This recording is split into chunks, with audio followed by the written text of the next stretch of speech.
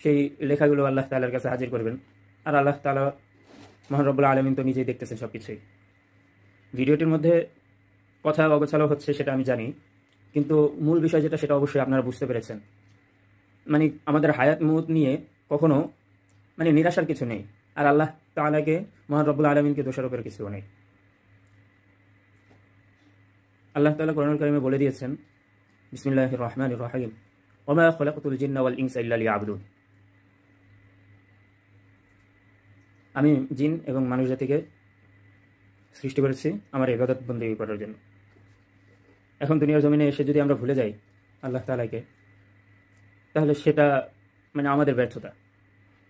আল্লাহ তাআলার হুকুম আহকাম যদি না মানি, সেটা আমাদের ব্যর্থতা, সেই কর্মফল আমাদেরই ভোগ করতে হবে। আর যদি আল্লাহ তাআলা কোরআনের আয়াত অনুযায়ী, ওনার হুকুম আহকাম অনুযায়ী যদি আমাদের জীবন পরিচালিত করি, তার ইবাদত বন্দেগী করতে পারি, সেটাই হবে আমাদের সফল।